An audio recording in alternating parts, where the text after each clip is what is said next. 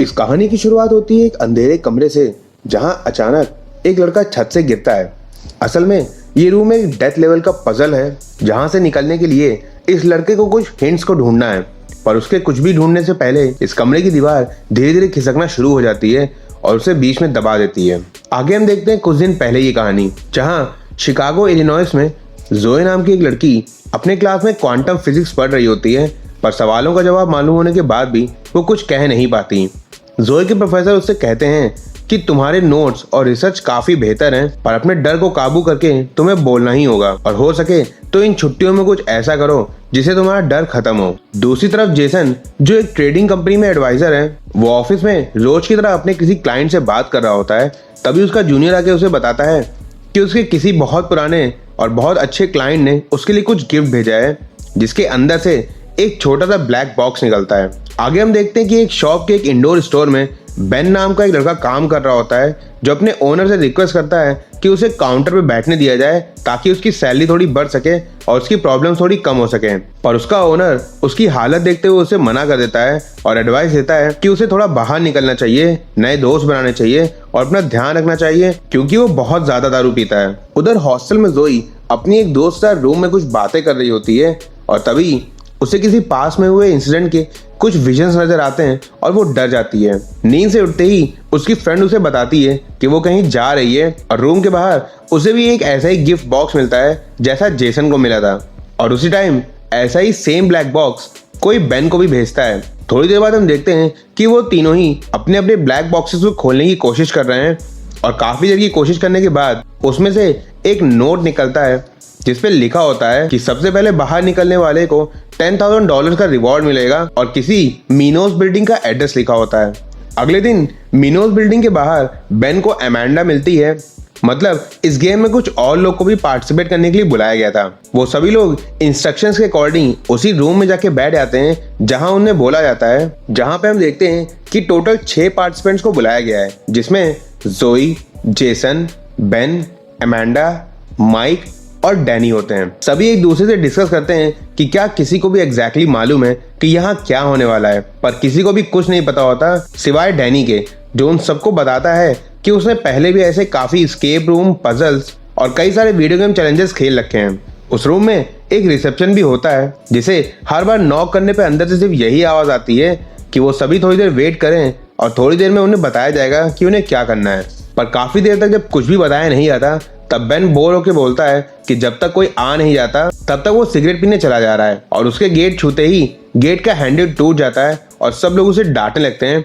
पर डैनी समझ जाता है कि असल में यही वो एस्केप रूम है जिससे उन्हें बाहर निकलना है, और वो सभी लोग पूरे रूम में हर एक जगह पे छुपे हुए हिंट्स को ढूंढने लगते हैं जो उन्हें बाहर निकलने में हेल्प कर सकते हैं। सबसे पहले अमांडा को कुछ लेटर्स मिलते हैं जिन सभी पे किसी डॉक्टर वोटेन्यू का नाम लिखा होता है।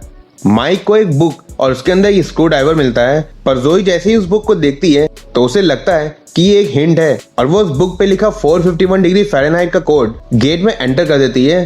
पर वो काम उल्टा कर देता है और रूम में हीटर्स चालू हो जाते हैं। देखते ही देखते रूम में काफी ज्यादा गर्मी बढ़ने लगती है। अमांडा बहुत ज्यादा परेशान होने लगती है, क्योंकि इतनी ज्यादा गर्मी से उसे अपने पास्ट के एक मिलिट्री ऑपरेशन की याद आने लगती है, और वहां रखे एक छोटे से स्टैचू को देख करके जेसन को भी अपना कुछ पास्ट याद आने लगता है। काफी देर परेशान होने के बाद वो सभी लोग रिसेप्शन में फिर से नॉक करते हैं, पर अंदर से वही आवाज आती है जो पहले आई थी। तभी एक फायर एक्सटिंग्विशर में उन्हें उस गेट की चाबी मिलती है, और वो लोग जैसे ही केविन को ओपन करते हैं वो देखते हैं कि अंदर बस एक डॉल रखी है जो बार बार सेम रिकॉर्डिंग को प्ले कर रही है। तभी जोई की नजर एक हिंट पे पड़ती है, और वो जैसे ही टेबल पे एक कोस्टर को प्रेस करती है तो एक फोटो के पीछे से एक छोटा सा गेट खुलना शुरू हो जाता है। पर इतना काफी नहीं होता, इसलिए वो सभी लोग एक एक कोस्टर को पुश करते हैं और उससे पूरा गेट खुल जाता है। सबसे पहले जेसन अंदर जाता है, जिसे एक छुपा हुआ गेट मिलता है, और थोड़ी देर बाद उसकी हेल्प करने के लिए माइक स्क्रू ड्राइवर लेके अंदर जाता है। जेसन और माइक दोनों लोग स्क्रू ड्राइवर से अंदर का छुपा हुआ गेट ओपन करते हैं, और सभी लोग एक एक करके जा सकें इसलिए वो लोग पानी का ग्लास भर के एक ही कोस्टर पे रखना शुरू कर देते हैं। पर सबके निकल जाने के बाद अभी भी बेन और डैनी बचे होते हैं, पर आखिरी का पानी का ग्लास बचा होता है जिससे पानी कम पड़ जाता है। देखते ही देखते वहां गर्मी और भी ज्यादा बढ़ने लगती है।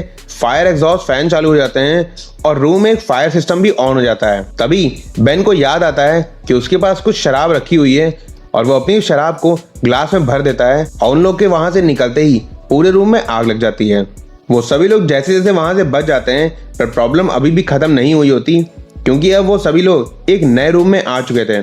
थोड़ी देर उन सब लोगों में काफी डिस्कशन होता है और अमांडा कैमरा की तरफ देख के बोलती है कि उसे इस गेम को क्विट करना है, वो आगे नहीं खेलना चाहती और उसे कोई भी रिवॉर्ड नहीं चाहिए।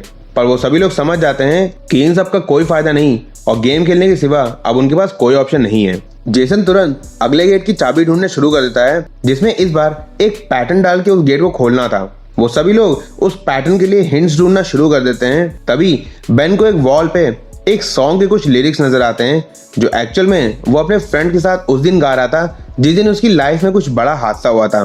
वो तुरंत जेसन को हिंट समझ के पैटर्न का नाम बता देता है, पर अभी भी बेन को एक चीज समझ में नहीं आती कि इस गेम के अंदर वो सॉन्ग के लिरिक्स आखिर कैसे फिट हुए। उस गेट के खुलते ही वो लोग देखते हैं कि ये पूरा रूम एक्चुअल में आइस पैटर्न पे बनाया गया है और इसके लिए उन सभी को हिंट्स चाहिए ताकि वो लोग यहाँ से प्रॉपरली बाहर निकल सकें। थोड़ी देर में वहां ठंड बहुत ज्यादा बढ़ने लगती है और सभी लोग मिलके हिंट्स ढूंढना शुरू करते हैं। जेसन को एक गेट मिलता है जिसकी चाबी चाहिए। अमांडा को एक जगह एक जैकेट मिलती है, पर वो डिसाइड करती है कि वो लोग इसके लिए लड़ेंगे नहीं, बल्कि एक एक करके इसे मिल बांट के पहनेंगे। लेकिन उस जैकेट को देख के भी जेसन को कुछ याद आता है, पर वो किसी से कुछ बोलता नहीं और फिलहाल चुप रहता है। जोई को एक वुडन पैनल पे लिखा मिलता है, ट्रू नॉर्थ इज अ लाई, और माइक को एक डॉग के फेस के ठीक सामने एक फिशिंग रॉड मिलता है, पर इसके सिवा किसी को और कुछ नहीं मिलता और वो सब लोग बहुत ही कंफ्यूज होने लगते हैं। तभी बेन का पैर एक गड्ढे में चला जाता है और माइक समझ जाता है कि उसे रॉड का आखिर क्या करना है, पर सिर्फ फिशिंग रॉड से यूज करने से कुछ काम नहीं बनता। इसलिए जोई अपने हिंट के हिसाब से आगे बढ़ना शुरू करती है और फाइनली उसे एक मैग्नेट मिलता है, जिसे वो लोग टॉप पे लगा करके फिशिंग रॉड दोबारा से पानी में डालते हैं और इस बार ये काम कर जाता है और उन्हें एक बड़ा सा आइस क्यूब मिलता है जिसके अंदर उस गेट की चाबी जमी हुई थी। वो लोग चाबी पिघलाने के लिए बेन से लाइटर मांगते हैं और बेन गुस्से में वो लाइटर जमीन पे फेंक देता है। डैनी लाइटर उठा ही रहा होता है, पर तभी उस जगह की बर्फ टूट जाती है और डैनी पानी में डूब जाता है और इससे पहले कि कोई कुछ कर पाता डैनी मर जाता है। सब लोग इसका इल्जाम बेन पे डालने लगते हैं, पर जेसन कहता है कि हमें आपस में लड़ने से बेहतर है कि अभी होश से काम लेना चाहिए, क्योंकि थोड़ी देर में हम सभी को हाइपोथर्मिया हो सकता है। और वो सभी लोग डिसाइड करते हैं कि अपने शरीर की गर्मी से उस आइस क्यूब को पिघलाने की कोशिश करेंगे। थोड़ी देर में ठंड और भी ज्यादा बढ़ा दी जाती है और जैकेट को देख के जेसन बहुत ज्यादा डिस्टर्ब होने लगता है। तभी माइक बेहोश हो जाता है और काफी देर की मशक्कत के बाद आखिरकार चाबी बाहर निकल आती है, पर गेट के ओपन होते ही वहां की जमीन टूटना शुरू हो जाती है, पर किसी तरह से वो सभी लोग वहां से निकलने में सक्सेसफुल होते हैं। अगले रूम में एंटर करते ही वो लोग देखते हैं कि ये नया रूम एक रिवर्स पैटर्न पे बनाया गया है, जहां कुछ चीजें हवा में उल्टी हैं और कुछ चीजें जमीन पे सीधी रखी हैं। अचानक से एक फोन से एक म्यूजिक बनना शुरू होता है और म्यूजिक के बंद होते ही बेन तुरंत माइक को धक्का देता है, क्योंकि जहां पे वो खड़ा था वहां की फ्लोरिंग टूट के नीचे गिर जाती है। असल में ये रूम एक म्यूजिकल चेयर जैसा गेम होता है, जहां पे जितने बार भी म्यूजिक बंद होगी थोड़ा बहुत जमीन का हिस्सा टूट के नीचे खाई में गिर जाएगा, और इससे पहले कि वो सारा जमीन का हिस्सा टूट जाए उन सभी को किसी तरह से उस गेट की चाबी ढूंढनी होगी। सभी लोग फिर से अपनी हिंट ढूंढना शुरू करते हैं, जहां जोई को एक बड़ा पजल मिलता है और अमांडा को एक सेफ जिसमें 4 नंबर का कोड डालना था। जोई की पजल सॉल्व करते ही उन्हें 4 नंबर का कोड मिलता है, पर यह कोड काम नहीं आता। तभी जोई फ्लोर पे गिर जाती है और बेहोशी में उसे फिर से अपने पास्ट का इंसिडेंट याद आने लगता है।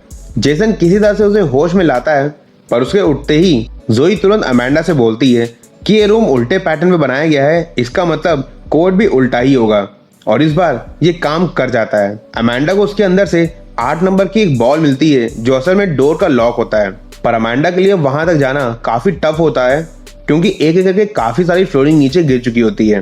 किसी तरह से अमांडा वहां से निकलने की कोशिश करती है, पर उसकी जेब से बॉल गिर जाती है। सब लोग उससे बोलते हैं कि वो बॉल को छोड़ दे, पर वो ऐसा नहीं करती और अपनी लाइफ रिस्क में डाल के बाकी सबको बचा लेती है।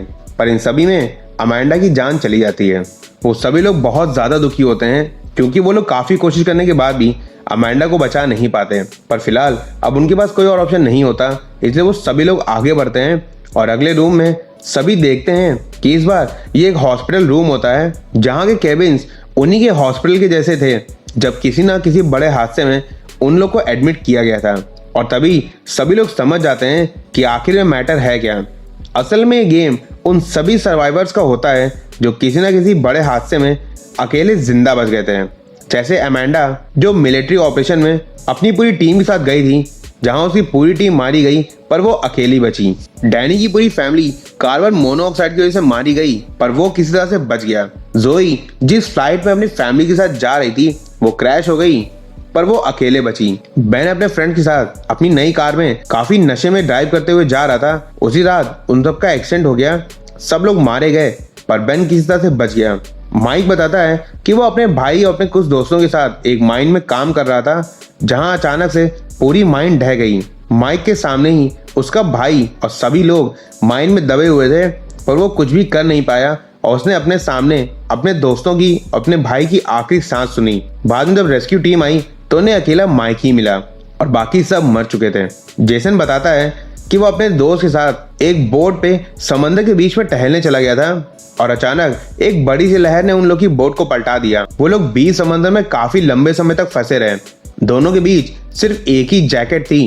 तभी उसके दोस्त को हाइपोथर्मिया की वजह से काफी गुस्सा आने लगा और वो जेसन से लड़ते हुए बोट से कूदकर चला गया। कुछ टाइम बाद जब रेस्क्यू टीम ने उन लोग को ढूंढा तो उन्हें जेसन सिर्फ अकेला मिला और उसके दोस्त की डेड बॉडी तक नहीं मिली। और इस गेम के मेकर्स सिर्फ यही देखना चाहते हैं कि इन सभी लकी लोग में से आखिर सबसे ज्यादा लकी कौन है जो इस एस्केप रूम से सक्सेसफुली बाहर निकल सकता है। सभी लोग हिंट ढूंढना शुरू करते हैं पर इस बार जोई तैयार नहीं होती और वो बोलती है कि अब वो इन लोग के इशारे पे और नहीं नाचेगी और यहाँ से निकलने का कोई दूसरा रास्ता जरूर होगा। और इसीलिए वो सारे कैमरास को तोड़ना शुरू कर देती है पर बाकी लोग इस बात के लिए तैयार नहीं होते और वो लोग हिंट्स ढूंढने लगते हैं।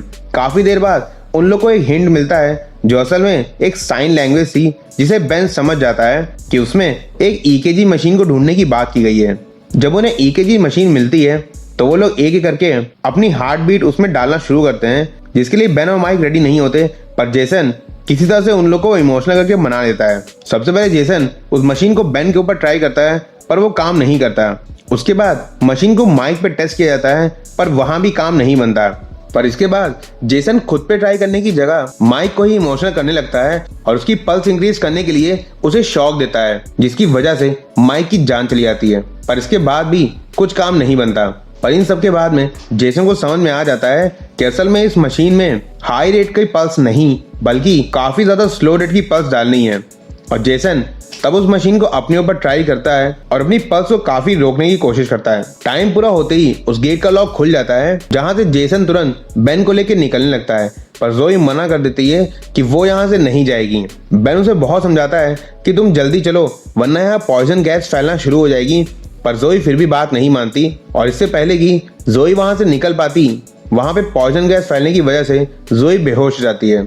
अगले रूम में आते ही बेन जेसन से लड़ने लगता है और कहता है कि उसे सब चीज समझ में आ गई है क्योंकि उसी की वजह से माइक मरा है। और बेन कहता है कि वो समझ गया है कि उस दिन बोर्ड पे उसका दोस्त खुद नहीं भागा होगा बल्कि जेसन ने उसे मार के उससे जैकेट ले ली होगी, क्योंकि तुम एक ऐसे इंसान हो जो दूसरों को खतरे में डाल के जिंदा रहना जानता है। जेसन उसे बहुत मारता है और बोलता है कि चुपचाप यहाँ से निकलने की चाबी ढूंढो ताकि वो दोनों यहाँ से बाहर निकल सकें। और इतने में वहाँ अजीब सा एटमॉस्फेयर होने लगता है जो उन दोनों की बॉडी पे किसी तरह का रिएक्शन करना शुरू कर देता है। और मिली हुई हिंट के अकॉर्डिंग उन्हें बचने के लिए एक ऐसा एंटीडोट ढूंढना है जो इंजेक्ट करते ही ये सारी चीजें रुक जाएंगी। थोड़ी देर बाद बेन को एक एंटीडोट का इंजेक्शन मिलता है जहाँ लिखा होता है कि ये इंजेक्शन सिर्फ एक को ही लग सकता है। दोनों बहुत लड़ते हैं पर फाइनली किसी तरह से बेन उससे जीत जाता है और एंटीडोट को अपने अंदर इंजेक्ट करके वहां से निकल जाता है। पर तभी हम देखते हैं कि जेसन उसी रूम में गिरता है जो हमने इस मूवी के पहले शॉट में देखा था। तभी जोई वाले रूम में दो सफाई करने वाले आदमी आते हैं, जहां जोई ने किसी तरह से ऑक्सीजन मास्क से खुद को बचा लिया था। तभी जोई अचानक से उठती है और उन दोनों पे हमला करके उनकी गन लेके वहां से भाग जाती है। इधर बेन भी काफी मशक्कत के बाद उस रूम से बाहर निकलने में सक्सेसफुल हो जाता है और बाहर निकलते ही फाइनली उसे मिलता है game master. Game master Ben को बताता है कि वो बस गेम खिलवाता है पर रूम को डिजाइन करने का काम पजल मेकर्स को दिया गया है। और यही नहीं बल्कि उनकी कंपनी में कुछ इन्वेस्टर्स भी हैं जो ऐसे बड़े बड़े गेम्स देखने के लिए हर बार उनकी कंपनी में इन्वेस्ट करते हैं और उनकी डिमांड्स हर बार अलग होती हैं। कभी उन्हें साइंटिस्ट का गेम चाहिए तो कभी सर्वाइवर्स का तो कभी किसी और का। हर साल उनके गेम का लेवल काफी बढ़ता जा रहा है और ये सभी बातें बताते बताते अचानक से वो गेम मास्टर बेन के ऊपर जानलेवा हमला कर देता है पर तभी जोई वहां आ जाती है और उस बंदे को शूट करके बेन को बचा लेती है। जोई और बेन वहां से निकल जाते हैं, जिसके बाद बेन हॉस्पिटल में एडमिट किया जाता है और उसी रात जोई पुलिस के साथ फिर से मीनोस बिल्डिंग में आती है, पर इस बार उसे वहां कुछ भी नहीं मिलता और सभी चीजें वहां से गायब थी। पुलिस के हिसाब से जोई और बेन ने किसी तरह का नशा किया होता है और वो लोग झूठी कहानियां बता रहे हैं, क्योंकि हॉस्पिटल में चेकअप के दौरान उन्हें बेन के खून में ड्रग्स भी मिला होता है। जोई के पास कुछ भी ऑप्शन नहीं होता, इसलिए वो वहां चुपचाप निकल जाती है। 6 महीने बाद सब कुछ नॉर्मल हो चुका था, पर जोई एक दिन बेन से मिलती है और कहती है कि वो फिर इस गेम में जाके इस बार इन सभी लोग को एक्सपोज करना चाहती है जो इतना बड़ा बड़ा मौत का खेल खेल रहे हैं। और दूसरी तरफ गेम मेकर्स ऑलरेडी जोई के आने की तैयारी करने लगे हैं, क्योंकि उन्हें पता है कि जोई अब उन लोग को एक्सपोज करना चाहती है और कहानी खत्म हो जाती है। तो यार, अगर तुम लोग को ये कहानी पसंद आई है तो मैं तुम्हें बता दूं कि इसका एक सेकंड पार्ट भी है, और अगर तुम लोग चाहते हो कि इसके सेकंड पार्ट में मैं वीडियो बनाऊं तो प्लीज तुम लोग मुझे कमेंट में जरूर बताना। बाकी अगर तुम लोग को ये कहानी पसंद आई हो तो प्लीज इस वीडियो को लाइक और शेयर जरूर करना, और मैं ऐसी अमेजिंग स्टोरीज लाता रहता हूँ, तो उन्हें मिस ना करने के लिए मेरे चैनल फिल्मी फंड्स को सब्सक्राइब करके वो बेल आइकन जरूर बजा देना। अब मैं मिलूंगा तुमसे जल्दी किसी नई अमेजिंग स्टोरी के साथ, तब तक के लिए बाय बाय।